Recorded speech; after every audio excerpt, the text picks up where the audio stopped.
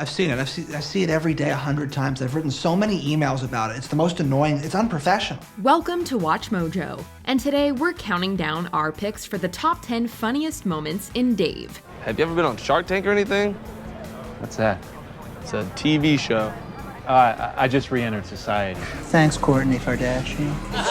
You guys don't even know what you're laughing at. For this list, we'll be looking at the most uproarious moments from the first season of this FXX series. Which Dave moment made you laugh the hardest? Let us know in the comments.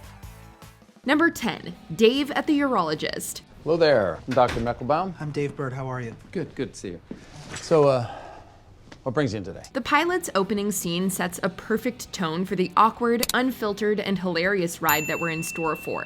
Dave Bird's stage name seems self-explanatory enough. At the Urologist, though, Dave paints an all too vivid picture of the birth defect that helped inspire the Little Dicky moniker. We'll spare you some of the grosser details, but the bewildered look on the urologist's face says it all. I couldn't be more precious about this information. Like his TV counterpart, Bird was born with a similar condition and underwent multiple surgeries. Not everybody would be open about this sort of thing, but Bird spins his struggles and insecurities into comedic gold here. The urologist also delivers the laughs through the subtlest of facial expressions and line delivery, especially his response to Dave's back acne. Yeah, not Cystic. me. Yeah, not it. No, it's not me. I just figured you must know more than like the common man. I could refer you to somebody. Not my field. Thank you. You're welcome, Dave. Hey, where do I pay? Number 9, meeting Benny Blanco. Somebody lay me down, pour buttermilk all over me. Benny Blanco might not be the most iconic celebrity who's dropped by the show, but you'll definitely remember his name after this epic introduction. Dave shares a fair deal in common with Benny, both coming from Jewish backgrounds and specializing in hip-hop. Although Dave is hesitant about meeting with the record producer, he has a change of tune upon learning that Benny worked with Kanye West, which is true. Oh, he works with Kanye? Sign me up. I'll do anything this man says if he works with Kanye. Cool. Before Dave can even finish texting that he's outside, Benny bursts out of his house with a freestyle about buttermilk, wasabi, and what he'd like others to do with his various body parts. Benny rants for almost 30 seconds before even mentioning his name, leaving Dave and the audience in an impressed state of disbelief. What's up, man? Benny Blanco. Number 8, back acne. This one's like acne Pangea. It's remarkable. As Dave's manager, roommate, and friend, Mike goes above and beyond the call of duty. The two get especially close in this scene, where Mike casually rubs lotion on Dave's back acne, in the tub.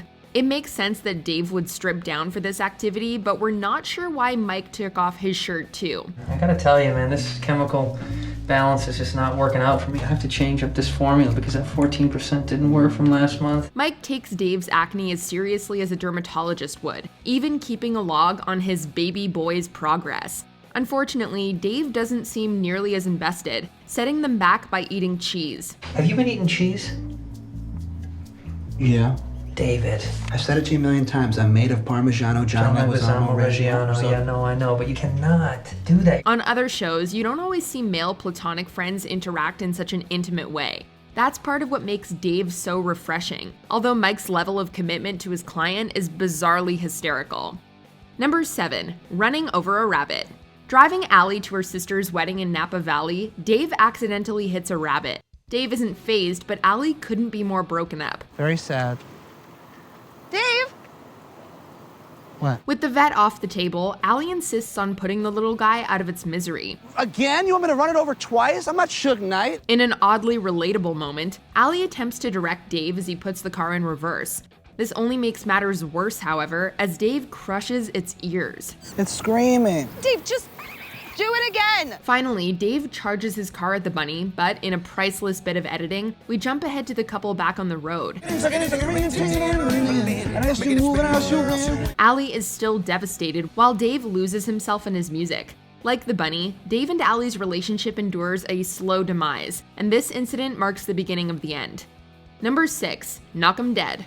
If you think the rabbit's fate was grim, this episode revolves around the passing of a child.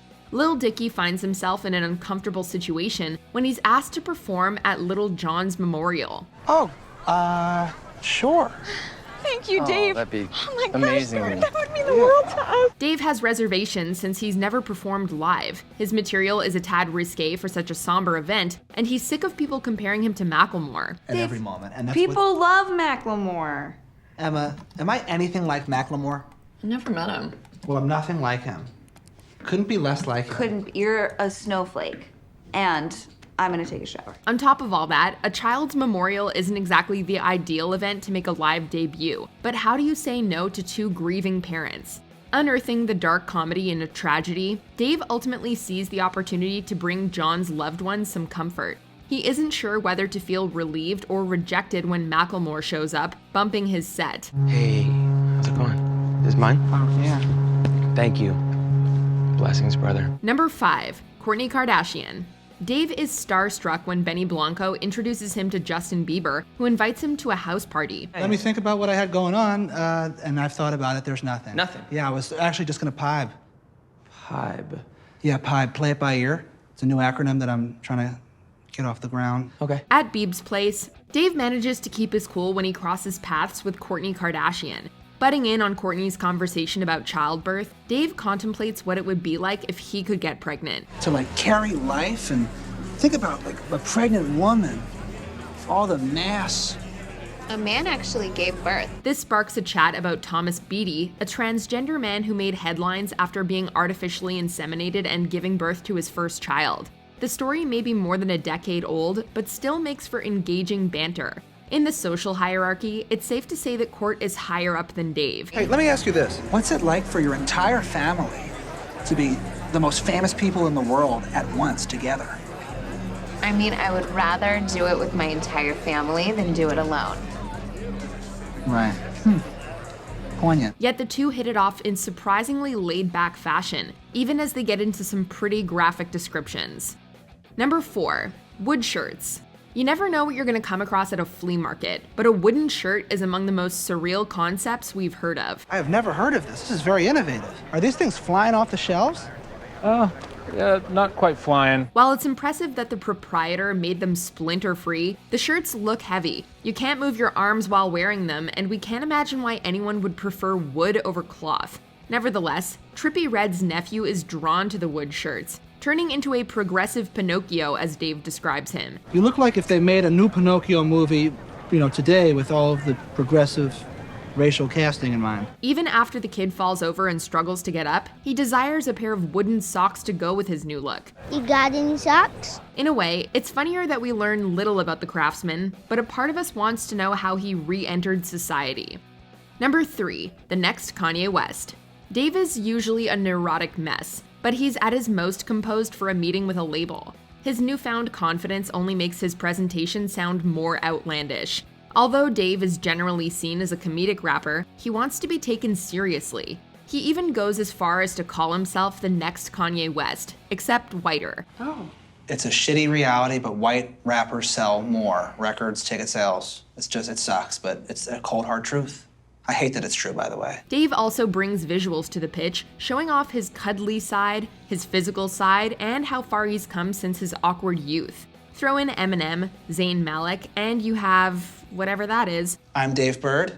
I'm also a hopeless romantic. I just learned you're supposed to call Hispanic people Latinx, and I love chicken fingers with a side of honey mustard. Let's make $1 billion. Thank you. Dave doesn't make the strongest case for being the next Kanye. If this meeting proves anything, though, it's that he may be the funniest rapper working today.